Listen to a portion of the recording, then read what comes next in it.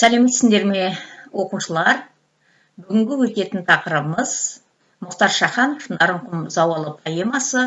Осы поэманың тілдік көркемдегіш ерекшелігіне жұмыс жасаймыз. Оқу мақсаты шығармадағы көркемдегіш құралдардың қолданысын талдау. Бүгінгі сабақтың нәтижесінде Мұхтар Шаханов Нарынқұм зауалы поэмасындағы көркемдегіш құралдардың қолданысына, өлеңнің тілдік ерекшелігіне талдау жасаймыз. Поэмадан үзінді ала отырып, талдау жұмысына баса назар аударамыз. Мен сенемін, күні ертең, нұрлы үміттен оянар деп бұл өлкем. Күліп жайсаң, күн ғажайып, ел наласы тарқар деп. Деген өлең жолына назар аударсақ, әдеби шығармада жансыз табиғат құбылысы тірі кісінің қылығымен ауыстыра суреттелгені көрінеді. Яғни, шығармада жансыз табиғат құбылысы тірі кісінің қылығымен ауыстырыла суреттелуі кейіпкеу деп аталады. Мысалы, оянар деп бұл өлкем, күліп жайсаң күн, ел наласы тарқар өлең жолдарына назар аударсақ, сөз қолданысындағы ерекшеліктерді байқаймыз. Адам ұйқыдан оянуы мүмкін. Өлкенің оянуын көрдік пе? Адам күлуі мүмкін. Күннің күлгенін көрдік пе? Адам налуы, күйзелуі, тере мұңға батуы мүмкін. Ал бүкіл жалпақ жұрттың елдің наласын көрдік пе? Олай болса, бұл сөз көркемдегіш сөздер оқырманның, көрерменнің санасына, қиялына ерекше әсер ететіндей образ жасаудың бейнелеуші құралы, көркемдік тәсіл кейіпкеу, өлең жолдарында қолданылып тұр екен. Жә, қашанғы баққа сорлық мінгеспек, сенем ертең, оттыға отыз күлмес деп, тек тұлпарлар ғана алатын бас бәйге, есектерінің мойнында жүрмес деп, мен сенемін, күні ертең, ақыл ойды бір тұтар деп бұл өлкем. Мұнда тұлпарлар, есектің, өлкем деген сөздерді әдейі ерекше бояумен қойдық, өйткені бұлар метафоралар. Метафора әрдайым ауыспалы мағынада жұмсалады. Метафора ауыспалы мағынада суреттеме сөздердің бірі. Екі нәрсенің сыртқы түрінің не ішкі қасиеттерінің жақындығына байланысты пайдаланылады. Мысалы, сенем ертең оттыға отыз күлмес деп, тек тұлпарлар ғана алатын бас бәйге жолындағы тұлпар мен есек сөзі метафора.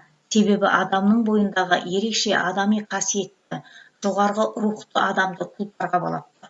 Ал керісінше надан, арамза, жиіркенішті, жүрегі арамзалыққа толы адамды есек ретінде бейнелеп тұр. Сондай-ақ өлке сөзі халық деген сөздің орнына жұмсалып ауыстырылып қолданып тұр. Ақын ойды әсерлі жеткізу мақсатында метафораны қолданған. Өлеңде қолданған метафора тілді байытуға, өлеңнің оқырманға әсерлі жетуіне қызмет етіп тұр. Жұлдыздай боп жанар алдан, ақындықта елден ерек басқа заң. Деген өлең жолына назар аударсақ, мұнда жұлдыздай теңеу. Теңеу, затты нәрсені, құбылысты немесе заттың нәрсенің құбылыстың белгісін, қасиетін, сапасын салыстыра көрсететін көркемдік ұғым. Теңеу тайди, тайти жұрнақтарының жалғану арқылы жасалады.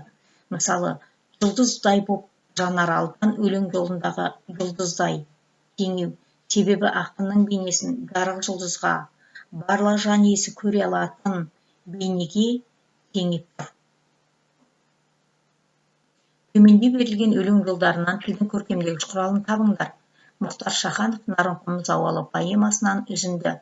Қара саттың ізгілікке жалғаған, ақын деген киелі аққу самғаған, ал ендеше аққудатқан пендені, қай атаңнан көріп едің оңбаған. Бұл салада сен бірінші адамсың, адам емес ең бірінші надансың, ел дәстүрін қорлаған. Нақ мынандай қасиетсіз оқиға бұрын қазақ топырағында болмаған, қандай қиын кезеңде де туған ел, ақындарын жанын салып қорғаған. Өлең жолдарын тілдің көркемдегіш құралдарына талдау жасайсыңдар. Арнайы қою сиямен белгілеп қойған сөздер бар. Осыған баса назар аударыңдар. Бұл балалар сендерге кері байланыс үшін беріліп тұрған тапсырма.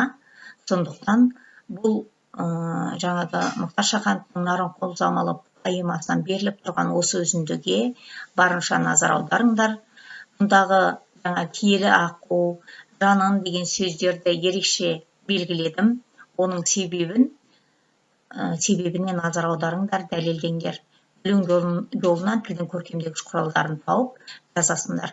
Кері тапсырманы орындағаннан кейін күнделік кезет немесе электронды почта, WhatsApp желісі арқылы тапсырмаларыңды кері қайтарасыңдар.